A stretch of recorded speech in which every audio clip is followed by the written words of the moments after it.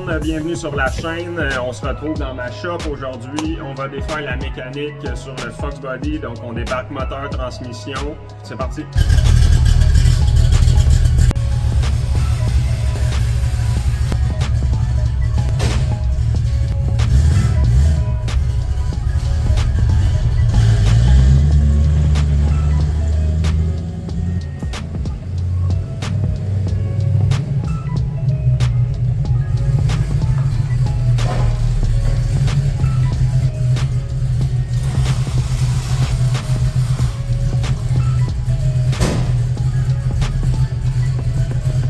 Good. Donc, avant de passer aux choses sérieuses, j'aimerais prendre 2 minutes pour me présenter. Je m'appelle Luc Blé. Vous m'avez peut-être déjà vu à Icar Drift Park ou à Napierville. Ce qui me passionne dans le drift, premièrement, c'est sûr, c'est la conduite, mais après, bon, il y a la fabrication autour des chars, tout ce qui est géométrie, suspension, alignement, tout ça, c'est des affaires qui captivent vraiment mon attention, ma curiosité. Donc, au fil des ans, j'ai appris autant, mettons, tout le côté technique derrière les chars de drift que la conduite, si pour ne pas dire plus. Donc, je pense que j'ai comme un peu acquéri plus de théorie que de pratique.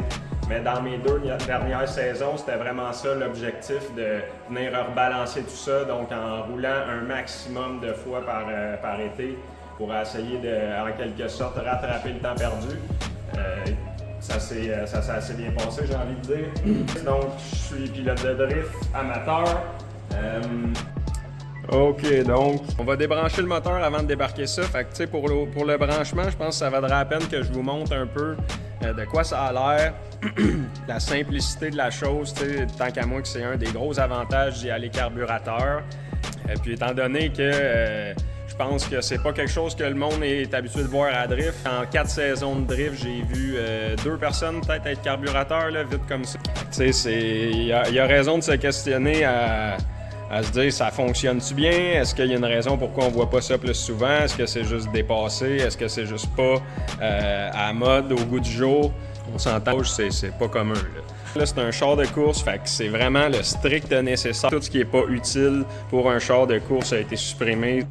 Le carburateur, il n'y a pas de choke, il n'y a plus de EGR, il n'y a rien d'antipollution. La simplicité derrière le setup par carburateur, moi, c'est la première affaire qui m'attire.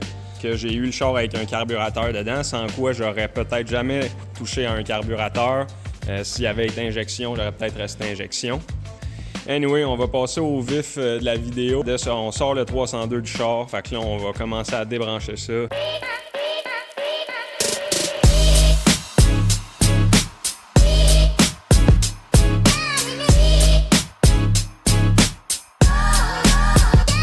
C'est facile, t'as un arrivée de gaz là, that's it. Lui, il a son retour de gaz direct sur le régulateur qui est en mode basse pression pour un carburateur. Fait qu'on parle de 6,5 PSI là, de pression de gaz à peu près. 4 volts plus la hausse, le carbu va être enlevé.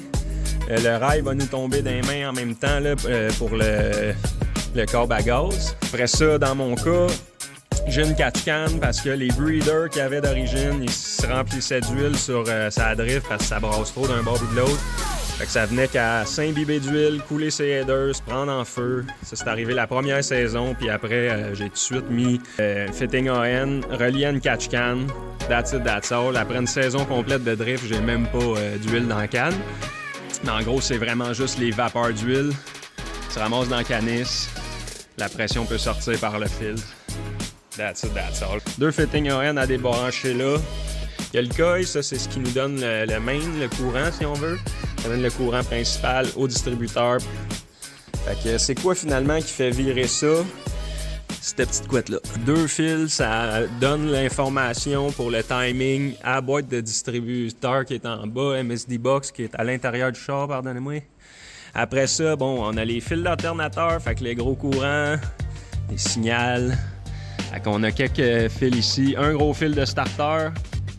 Le moteur est grandé à différentes places, donc vous pouvez voir un grand ici, j'en ai minimum un autre en arrière si c'est pas 2, fait que plus de grande que pas assez. Un cadran de pression d'huile, ça en va se pogner ici à côté du filtre.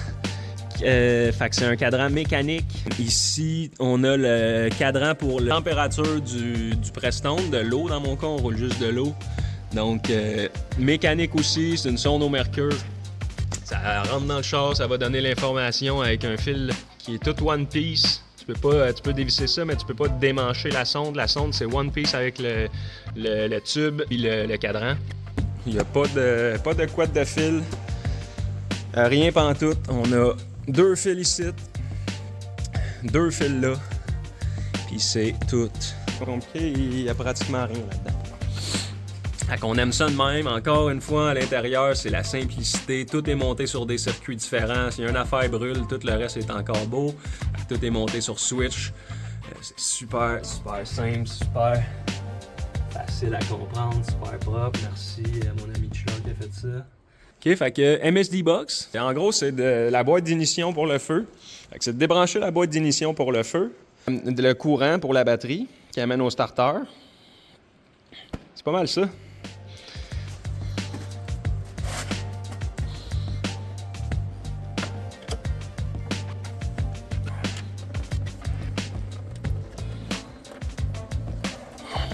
OK. Pendant que ça se vide, préparer un espace de travail, tasser tout ça de là, mettre un carton pour pas contaminer ma table, parce que je suis sur de l'aluminium. Oh. Presque plein.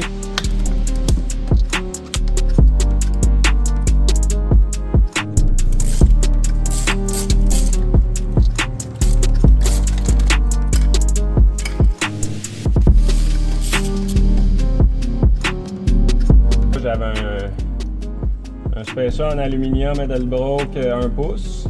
Ça fait que ton gaz il rentre un peu plus froid dans le moteur. Ça rajoute un peu de torque aussi. C'est comme si tu viens rallonger les runners finalement. Une take dual plane, fait que ça c'est vraiment conçu pour le torque. Le modèle bas. Fait que idéalement peut-être un modèle médium aurait été mieux, mid-rise. Bas ça va vraiment être plus pour un truck ou pour un char de rue. Avoir du torque en bas. Mais tu perds en haut RPM. Fait que j'oubliais une affaire de plus à déconnecter. Un vacuum de l'intake jusqu'au brake booster, étant donné que je roule encore le booster d'origine. C'est sûr que c'est dans mes plans de le delete. Pas avoir de variation en fonction du RPM du char pour le left foot. Donc, après ça, hose à power steering. En profiter pour vider le système. On va défaire les hoses à radiateur, défaire la catch can.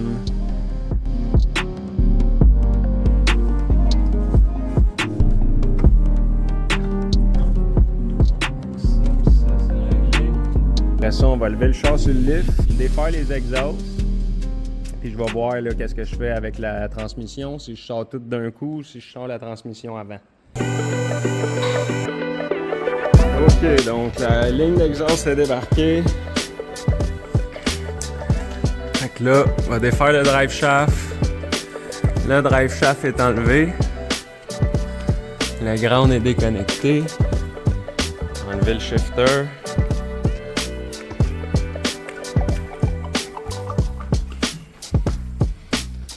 La boot. Ça va être prêt à débarquer à transmission. On va laisser le bell housing, starter, kit de clutch, on laisse ça sur le bloc. Et ici, je voulais juste vous montrer. Donc d'origine, c'est juste un petit cap, ça laisse respirer. Mais ça peut aussi laisser sortir l'huile. Fait qu'en conduite normale, il n'y a pas de problème avec ça, mais en drift, ça brasse trop. Puis je me ramassais tout le temps à avoir une coulisse d'huile ici, puis qui se ramassait, tu sais, avoir de l'huile partout en dessous de la transmission. J'ai juste fait un petit truc artisanal qui amène un tuyau transparent avec des fittings là, raboutés dans le trou de la transmission. Ça s'en va juste que dans l'engine bay sur la hose à gaz là-bas. Direct là. C'est juste le vent pour la transmission. Depuis, j'ai plus de dégâts, fait que c'est super. Pas d'huile nulle part, ça reste propre.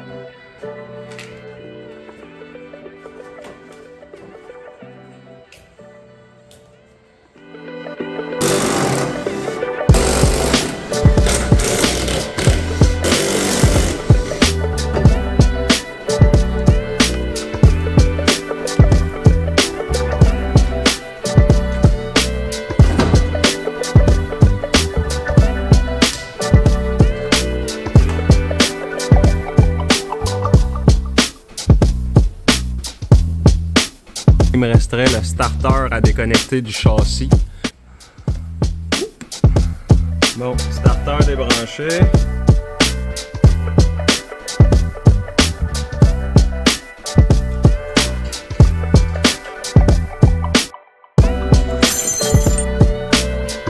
Good, fait que c'est accroché en diagonale. Je vais mettre de quoi en safety en dessous des pattes du lift parce qu'il n'y a pas de barrure à cette hauteur-là. Fait que safety first. Good, fait que j'ai placé mes pattes, le lift est à côté dessus. J'en ai mis de l'autre côté. J'ai remis de la tension dans ma chaîne. On va pouvoir aller en dessous, défaire les vis support de moteur de chaque côté.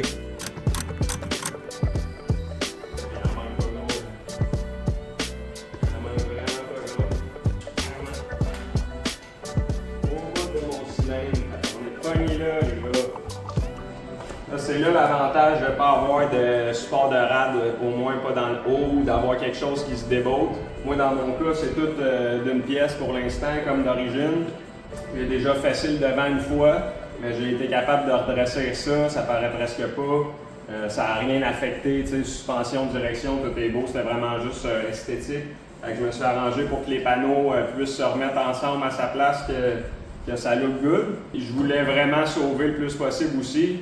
Parce que tant que j'ai le radiateur en avant, je trouve que c'est une perte de temps d'aller faire un vent tubulaire ou peu importe.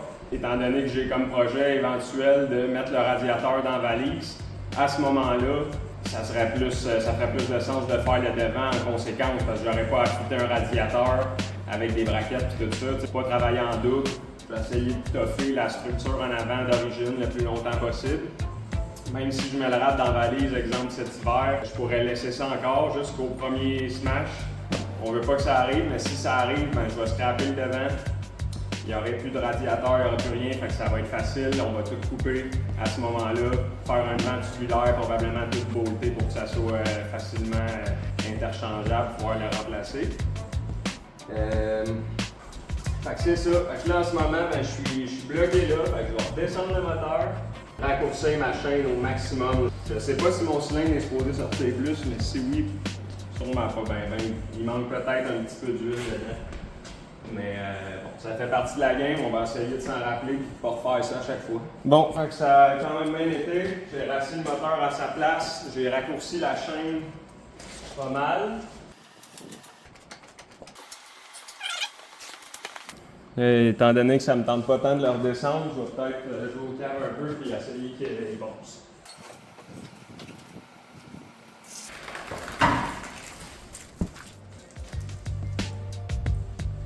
Le moteur est là. Le kit de clutch starter bélasé, on a laissé ça dessus pour pouvoir faire un test de compression. L'hiver s'annonce bien chargé.